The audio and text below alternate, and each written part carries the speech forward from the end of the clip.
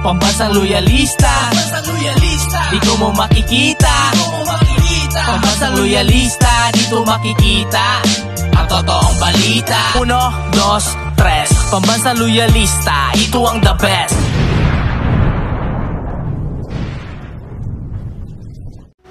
Mga ka-PL, ayaw pong depensahan ni dating National Security Advisor Esperon, si Vice President Sara Duterte, sa kaliwat kanang pambabatikos tungkol po sa confidential fund. Alam niyo po kung ano ang dahilan ni Esperon bakit ayaw niyang depensahan si VP Sara? Ayon po kay Esperon, mga ka-PL, yakang-yaka ni Vice President Sara Duterte na harapin at sagutin itong mga batiko sa kanya tungkol po sa confidential fund. Ayos, panoorin po natin video. Ito po ang naging pahayag ni Esperon, mga ka-PL. Napakaganda na kanyang pagkapaliwanag. Bakit ngayon ang Davao City ay insurgency free na at ang buong Davao Region. Pero bago ko po simulan itong video, makikisuyo sa mga hindi pa po nakasubscribe, baka naman at paki-click na rin ang notification bell para updated sa lahat ng upload at huwag niyo pong kalimutan palike na rin sa video. Maraming salamat, makikisuyo. O eto na po, panoorin na po natin sa mga kumi-question, sa mga bumabatikos sa confidential fund ng OBP. Sana matauhan ho kayo dito sa mga sasabihin po ni dating National Security Advisor Esperon. Okay, pakinggan niyo pong maigi. Napakaganda ho. Sabi ko nga, ayaw ko siyang depensahan.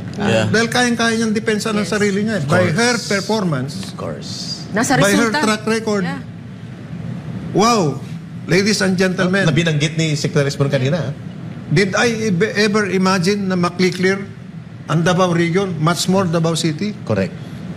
in so short a period of time? No. But for a cost of, magkano? 400 million? Per year. Per year. Pero 6 yung years. mga ibang meron din. Pero sama-sama na nga ang government at saka private sector. Yes.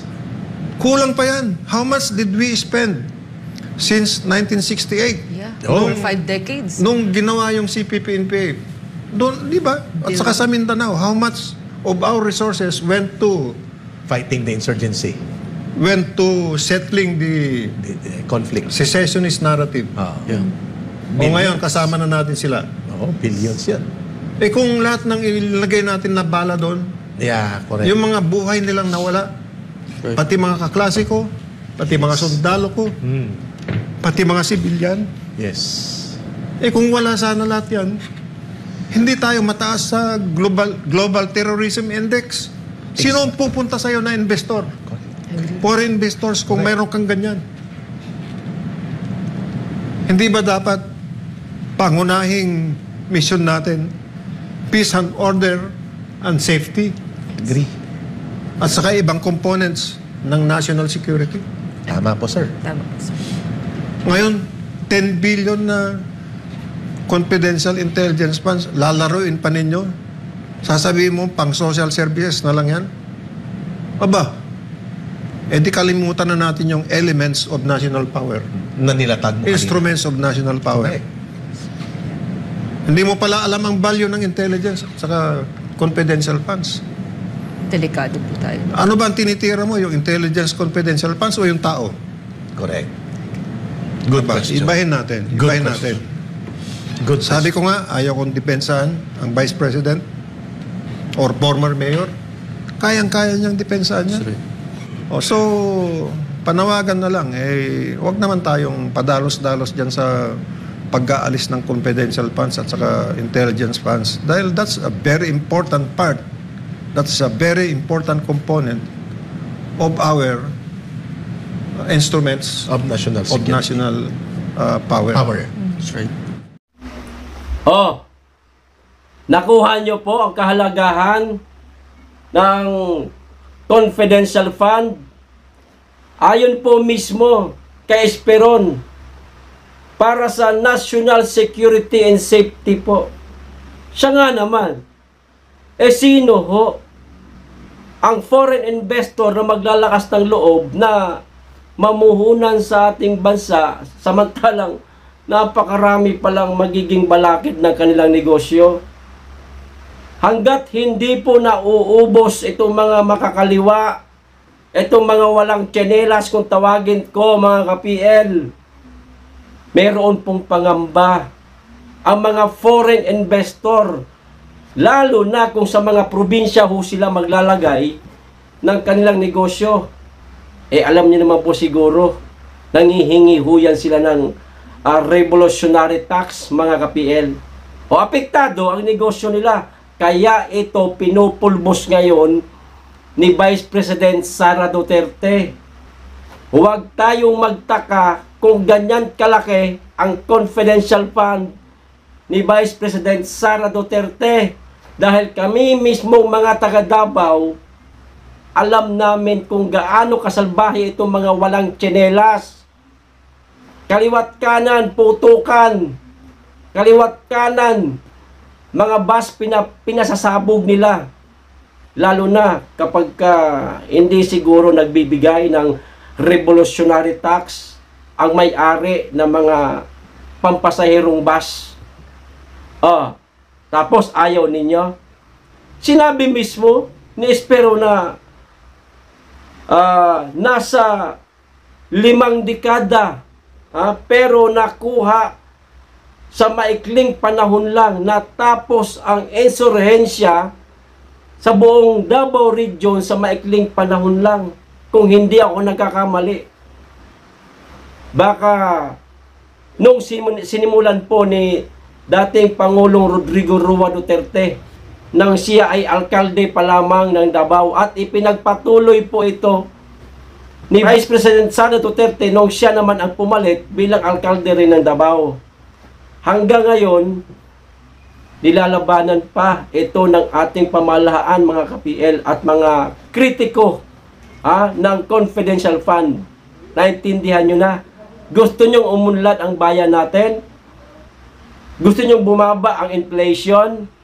Gusto nyong magmura ang presyo ng mga bilihin, pero ayaw ninyong payagan ang confidential fund ng OBP? Hindi matatapos po ang problema natin. Unahin muna, tanggalin itong mga salot sa lipunan sa bansa natin, para magkaroon po ng malaking tiwala itong mga mamumuhunan na ibang lahi sa ating bansa. Yan po ang susi. Naintindihan nyo po, mga kritiko ng confidential fund? Pero kung hindi nyo po naintindihan, maliwanag na may sapa kayo.